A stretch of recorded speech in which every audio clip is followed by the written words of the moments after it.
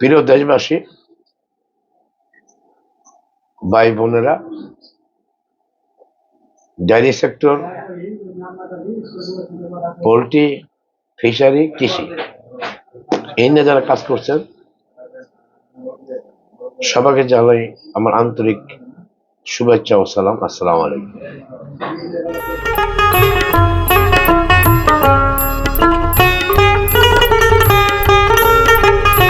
আপনাদের সামনে দুই চারটে কথা বলার উদ্দেশ্য হইল, নতুন যারা উদ্যোক্তা হচ্ছেন এবং খামার করে চাচ্ছেন, আপনারা যারা গরু ক্রয় করেন, ক্রয় করার সময় আপনারা ফলো করবেন কোন গরুটা ওলানে কতটুকু বাত আছে, কোন গরু কোন জাতের মনে করেন ওলান অনেক বড় হয়, এগুলো জানতে হবে। যেমন সাইওয়াল গরু ওলান অনেক বড় হয়, করস গরু অনেক বড় ওলান হয়, ফ্রিজের তো বড় ওলানের প্রয়োজন পড়ে না, কিন্তু ওর জাতটা চিনতে হবে। আপনারা জাতটা না চিনতে গিয়া না পাইরা আপনার ওলান দিকে যে দুধ হবে 1 মণ, আসলে ওর বাটে দুধ হবে না 5 কেজি, এমন একটা সময় আসবে। তাই আপনারা গরু ক্রয় করার সময় এগুলো যাচাই বাছাই জাতমান নির্ণয় করবেন। আর যারা গরু ক্রয় করছেন, আমি বলবো শুধু তাদেরই দোষ না, যারা বিক্রি করে তাদেরই শারীরিক দোষ না। আপনারা ক্রয় করেন না বুঝা, আর যারা বিক্রি করে তারা বুঝা আপনাকে ঠকানোর চেষ্টা করে। তবে এখান থেকে সব যদি বলেন সমাধান কি, সমাধান হলে একটা জিনিসই আপনাকে জাত চিনতে হবে, গরু জাত চিনতে হবে। আর কখনো গরু বাচ্চা দিছে এই মাত্র দিবে, এসব গরু ওলান দিকে পাগল হেন না। আপনারা যখন বাচ্চার বয়সটা হবে, বাচ্চা পরিপূর্ণ হবে, ওলানে বাদ যাবে, তখন গরু দোয়াবে, দোয়া একে 3 দিন দোয়া, তারপর গাভী কিনবে। হঠাৎ করে গরু কিনতে যাবেন, পাগলে কিনা তাড়াতাড়ি গাড়ি লয়ে এই টাকা বাড়া, টাকা দিলেন, গাড়ি লইলেন, গরু লেবাইতে বললেন। এই যে গরু কেনার সিস্টেম না।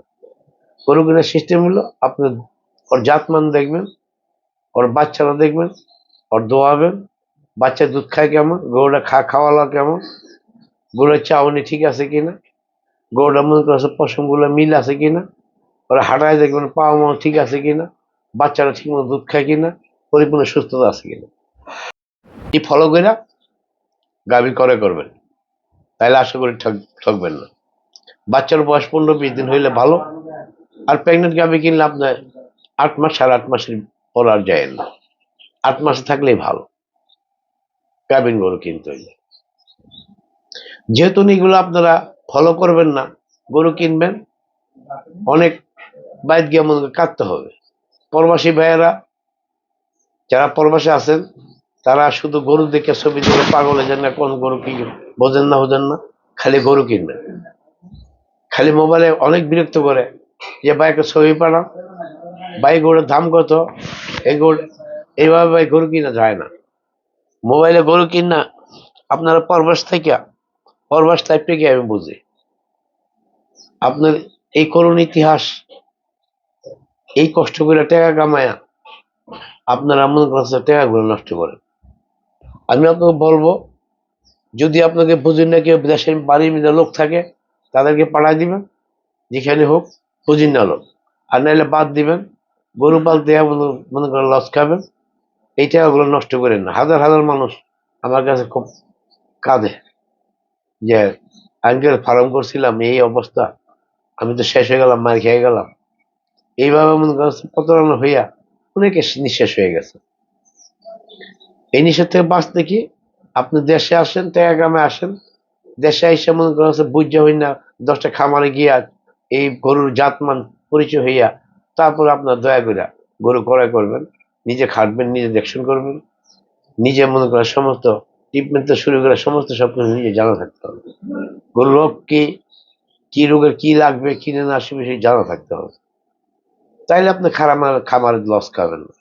আর আপনার হুট করে এসে গরু কিনবেন, মোবাইলে গরু কিনবেন, আপনাদের ভবিষ্যৎ খুব অন্ধকার।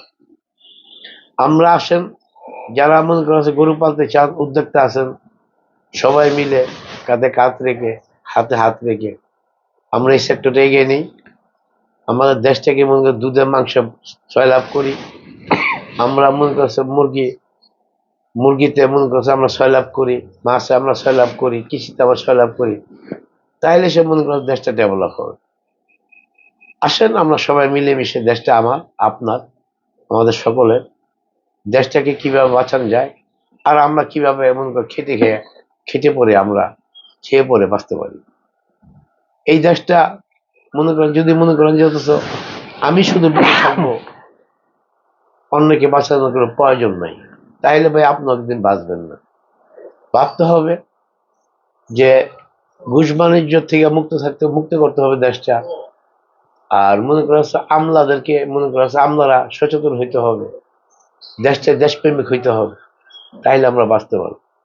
আমাদের লাইফটা মনে করা হচ্ছে আজকে আমি নিরক্ষর মানুষ, তারপরে ইটারি সেক্টরে চালিয়ে গেলাম 50-এর ঊর্ধ্বে। বিদেশে যারা ইটারি সেক্টর নিয়ে কাজ করে তারা সুশিক্ষিত ব্যক্তি থাকে, ভালো বেরিয়ে লোকেরা করে। আর বাংলাদেশে মনে করছে গরুরা গরু পায়, আমি এই ব্যবসা ধরছি। আপনারা সুশিক্ষিত মানুষগুলো এগিয়ে আসেন, আপনারা এটা ভালোভাবে সাজায় তুলুন, সুন্দরভাবে এটা রূপ দেওয়ার অনেক রাস্তা আছে। যেমন মনে করেন মাংসতে কিভাবে ভালো ফলাফল পাবো, দুধে কিভাবে ফলাফল পাবো, গরুতে দ্রুত কিভাবে মনে করছে আমরা দুধ প্রেগনেন্ট করে বাচ্চা পাবো, এগুলো অনেক অনেক কিছু আছে। আসেন আপনারা সুশিক্ষিত মানুষরা, আপনাদেরকে সাধুবাদ জানাই। এই সেক্টরগুলো হাত দেন, যারা টেকে আসেন আগে আসেন, কাঁধে কাঁধ মিলে আমরা ভালো কাজগুলো দেশে করি। আর মনে করা হচ্ছে এই ডায়েরি সেক্টর বাঁচাইতে হইলে এখন মনে করো ডায়েরি সেক্টর যে মনে করা হচ্ছে শকুনে থাপায় পড়ে রয়েছে, এখান মুক্ত করতে হবে। যেমনটা আপনার মনে করছে মেডিসিন, মনে করো ঘুষ বাণিজ্য, গরু মনে করা হচ্ছে গরুর ডাক্তার, যারা মনে করা হচ্ছে আমাদের পশু কর্মকর্তারা আছেন, তারাও একটু সচেতন হন। আপনারা মনে করছে লেখাপড়া করছেন, ভালো চাকরি পাইছেন, এই চাকরিতে বুঝে দিন যাবে তা না। কারণ মনে করছো আপনি শুধু বেতন দিবেন খাবেন, আপনি বেশি যাবেন না, এটা আপনার ডিউটি না। আপনার ডিউটি হলো আপনি যেই সেক্টরে আছেন সবাই সেই সব সেক্টর নিয়ে কাজ করেন, এই সেক্টর কিভাবে এগিয়ে যায়। আর উপদেষ্টা উপদেষ্টা কমিটিকে বলবো আমি, আপনারা মনে করছো গরুর খাবার কিভাবে আমরা একটু কম দামে পেতে পারি, এবং মেডিসিন ওষুধ কিভাবে আমরা কম দামে পেতে পারি, ডাক্তার ক্যাম্প কিভাবে আমরা মনে করছো ডোর টু ডোর আমরা খুঁজে পাইতে পারি, এই জিনিসগুলো আপনাদের সবার দেখতে হবে। ডাক্তাররা মনে করেন সকালবেলা গিয়ে আরামে অফিসে বসে ডায়েরি সেক্টর খোঁজ খবর নেন না, এটা উচিত না। আপনারা তো খোঁজ খবর নিতে হবে, আমাদেরকে সেমিনার করতে হবে, আমাদেরকে মনে করেন কিভাবে ডেভেলপ হইতে পারি, কিভাবে ডেভেলপ করতে পারি, এই রাষ্ট্র এই দেশটাকে আমরা বাঁচাতে পারি, এদিকে আপনার সবার খেয়াল রাখা উচিত। আসুন কাঁধে কাঁধ মিলে এই সেক্টর নিয়ে এগিয়ে যাই। আর আপনারা যদি মনে করেন জায়গার ডেয়ারি ফার্মে ভালো ভালো গরু আছে, ভালো ভালো বাচ্চা আছে, যদি কারো ভালো বাচ্চা ভালো মানে বাচ্চা দরকার পরে আসতে পারেন, ভালো মানে গাভী দরকার পরে আসেন, আপনার সবার দাওয়াত রইল। এখানে এসে কেউ যদি জানতে চান শিখতে চান আমার এখানে আসবেন। মোবাইলে আমাকে বিরক্ত করবেন না, মোবাইলে মনে করছো মোবাইলে যে গরু ছবি পাঠান এটা আমাকে বলবেন না, আমি পাঠাবো না। ওই দেয়া সেই দেয়া সেই দেয়া মানে অনেক কিছু, এত পেশাল মোবাইলে পাওয়া সম্ভব না। বয়স 78 হয়ে গেছে, এখন বিদের বেলা। আপনারা শরীরে আসবেন, এখানে এসে গরু পছন্দ করবেন, দাম করবেন। যে মোবাইল দেখে করবেন এই গরুটার দাম কত, ওই গরুর দাম কত, বা এইভাবে বলতে পারবেন না। শত শত গরু, এত গরুর মাঝখানে কোনো ঠিক রাখা যায় না।